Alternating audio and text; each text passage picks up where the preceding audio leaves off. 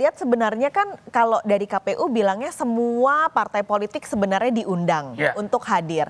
Tapi apakah memang sifatnya tidak wajib begitu Pak Ilham untuk hadir? Ya, yang namanya undangan biasanya kita tidak wajib. Bahkan ketika rekapitulasi pileg pilpres itu pun juga tidak wajib. Selama kemudian kita memberikan pemberitahuan kepada para peserta pemilu, ini ada kesempatan untuk kemudian hadir saksi, misalnya saja hadir dari partai politik untuk ikut serta dalam proses penetapan atau rekapitulasi misalnya. Kalaupun kemudian mereka tidak hadir ya itu tidak ada masalah karena bukan obligasi, bukan kewajiban. Ya, tetapi ini hanya kemudian KPU mengundang kepada seluruh peserta pemilu agar kemudian nanti ya ini kan memang ajangnya ajang pemilu. Peserta tentu harus dilibatkan, diikutsertakan dalam proses penetapan ini. Oke, jadi memang sifatnya tidak wajib tapi kewajibannya adalah KPU memberikan undangan kan Pak untuk semua. KPU tentu secara etika lah ya, kemudian bahwa peserta pemilu kita undang semua. Kita undang semua, nanti terserah atau kemudian hadir atau tidak, tentu itu hak dari para peserta pemilu.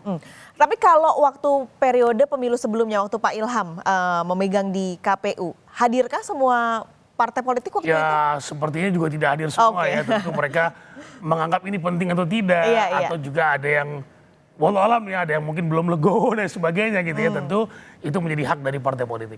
Oke, nantinya berarti kalau melihat rapat pleno ini juga dihadiri tadi ada menteri sebenarnya. Ini juga kalau menteri wajib nggak Pak? Nah kalau ini beda sifatnya. Kalau tadi saya tanya partai politiknya yang mungkin bukan menjadi sebuah kewajiban, tapi kalau menteri dari pemerintah ini juga apakah sifatnya tidak wajib juga? Ya sekali lagi sebetulnya tidak ada kewajiban, tidak ada kewajiban untuk hadir ya. Tetapi kemudian KPU merasa bahwa penting untuk kemudian mengundang pihak dari pemerintah dan juga partai politik tadi. Karena ini kan ajang pemilu ya, biasanya yang diundang itu, nah seperti kita lihat ada ketua DPR, ya, ini parlemen MPR, juga sepertinya lengkap ya Pak ya hadir. Parlemen itu juga unsur pimpinan, kemudian juga dari kepolisian, dari TNI dan juga dari para menteri-menteri terkait. Misalnya saja Menko Polhukam, kemudian tadi ada Pak Hadi, ada Mendagri, menteri-menteri yang terkait dengan kepemiluan. Nah, itu yang kemudian diundang oleh KPU. Sementara menteri-kementerian yang tidak ada hubungan dengan kepemiluan saya kira tidak. Nah kemudian juga bisa kita lihat rombongan dari masing-masing peserta pemilu. Itu biasanya kita jatah gitu ya. Karena kan kapasitas dari ruangan tidak mumpuni gitu ya, tidak banyak gitu ya. Jadi misalnya dari pasangan 01 berapa orang, pasangan 02 berapa orang, pasangan 03 berapa orang. Nah jadi itu yang kita undang, nanti sesuai dengan daftar undangan yang ada baru bisa masuk ke ruangan ini. Tapi kita balik tadi parlemen, ini menarik Pak. Tadi kita lihat dari ketua MPR, tapi yang tidak hadir ketua DPR. Nah coba kita flashback lagi nih Pak Ilham, waktu itu semuanya datang nggak lengkap? Saya agak lupa waktu itu ya, tetapi saya kira sekali lagi ini bukan kewajiban. Saya tidak tahu faktor apa yang kemudian biasanya ketua DPR diundang karena kan yang terkait dengan pekerjaan-pekerjaan KPU sebagai penyelenggara pemilu ini kan DPR, bukan MPR gitu ya. Jadi DPR yang juga menjadi anggota MPR, tetapi yang banyak bekerja dan berkoordinasi dengan pekerjaan-pekerjaan KPU tentu Komisi 2 DPR kan. Nah kalau saya lihat di situ apakah Pak Doli itu kapasitas dia sebagai ketua DPR atau bagian dari Partai Golkar atau bagian dari pasangan 02, saya tidak tahu. Tapi saya kira mungkin kapasitas beliau sebagai ketua Komisi 2. Oke, yang sangat berkaitan erat dengan kinerja KPU.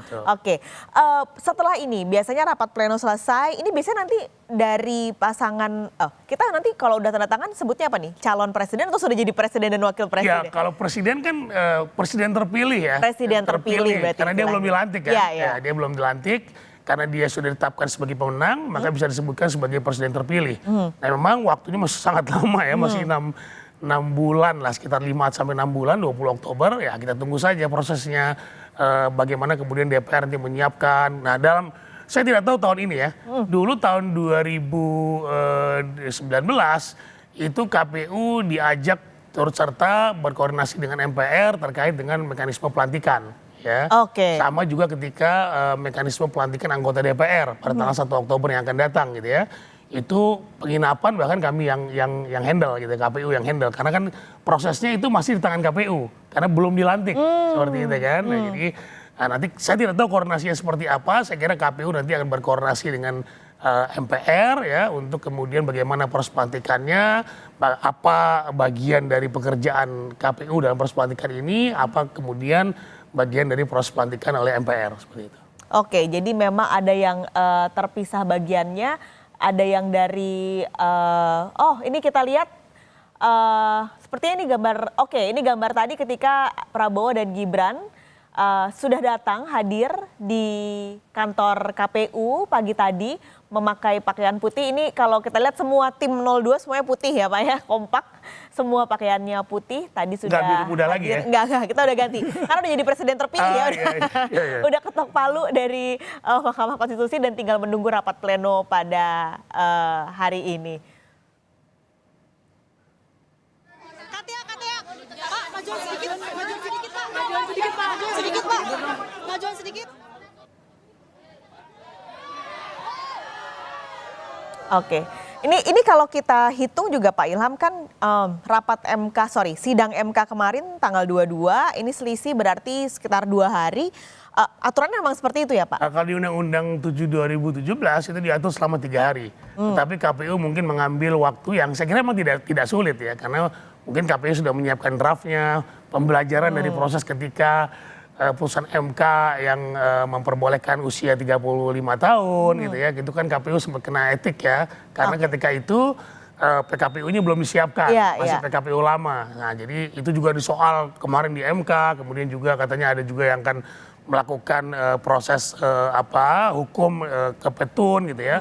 Nah saya kira KPU sudah belajar prepare, udah belajar gitu ya untuk kemudian menyiapkan itu semua, dan itu memang tidak sulit gitu kan, karena ini adalah draft surat keputusan dari KPU itu sendiri. Jadi KPU mungkin udah siap-siap dan template-nya sudah dari pengalaman 2019 gitu, karena 2019 kan menggunakan undang-undang yang sama. Jadi sudah ada, jadi tidak ada masalah harusnya. Dan saya kira makanya KPU kemudian menghitung ya mungkin hari ini yang ditetapkan, padahal kalau kita hitung dari Senin, Selasa, Rabu, Kamis masih bisa gitu. Tapi KPU mengambil pada hari Selasa ini. Pada Rabu ini. Oke. Kalau template-nya atau tadi Pak Ilham cerita template-nya nggak akan berubah, paling berarti hanya diganti tahun hasil, yang. Oke. MK-nya berapa nomor putusan MK kemarin gitu kan. Tidak ada yang ekstrim gitu ya Pak ya, perubahan. Tidak ada yang ekstrim. Jadi tinggal di hasil dari MK kemarin, ya tinggal sampai dimasukkan ke dalam template tersebut, dan itu sudah bisa keluar SK-nya. Oke. Ini sebenarnya kan sudah dijadwalkan jam 10 nih Pak, udah lewat 25 menit. Biasanya ini nunggu apa sih? Saya nggak tahu apa yang ditunggu. Nah ini pengalaman menarik sebetulnya. Jadi kalau kami dulu kayak gini-gini jarang molor. Gitu, karena buat kami waktu ketika sudah diundang siapapun dia ya kita tetap harus jalan gitu kan. Nah ini mungkin ada yang ditunggu nih, saya tidak tahu. Apakah yang ditunggu adalah orang tertentu atau presiden? Saya nggak tahu apakah presiden diundang atau tidak. Atau mungkin ada hal administratif lain yang sedang diperbaiki, saya tidak tahu. Jadi biasanya seperti itu. Oke, karena sebenarnya kalau lihat dari daftar yang tadi sudah hadir dan yang belum hadir, memang ada beberapa partai politik belum hadir. Kita mungkin sebut ada PDI, ada Nasdem, ada P3 nih belum hadir, pasangan 03 juga belum hadir. Presiden masih samar nih Pak informasinya sebenarnya. Apakah memang diundang untuk hadir atau tidak, tapi sebenarnya Presiden hari ini ada jadwal yang harus dihadiri. Nah tapi kalau waktu zamannya Pak Ilham, Presiden diundang nggak Pak? Jadi sebetulnya saya ingat betul ketika saya menjadi anggota KPU Provinsi Aceh di pemilu tahun 2009, itu Pak SBY datang, tetapi sebagai peserta pemilu tentunya. Karena kan dia pemenang pemilu kedua kali, ya, itu datang hadir. Tetapi saya ingat 2019 lalu kayaknya Pak Jokowi nggak hadir deh.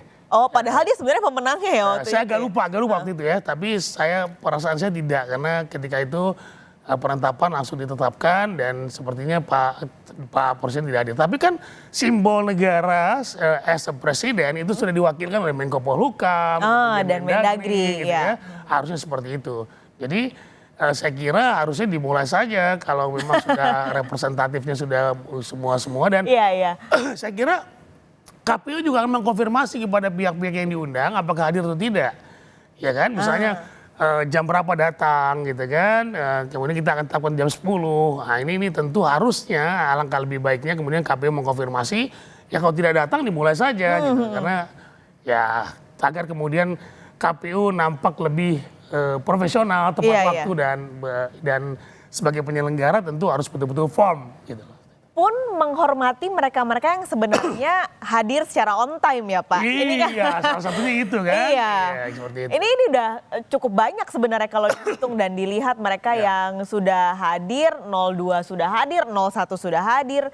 Tadi dari partai koalisi ada Golkar, PSI, Gerindra, Demokrat, dari partai pendukung 01 dari PKB dan juga PKS juga sudah hadir. Tapi makanya nih ini juga lumayan sudah molor setengah jam. Pimpinan juga semua sudah lengkap sebenarnya di depan ruang rapat pleno. Betul. Itulah, tapi ini belum juga dimulai makanya.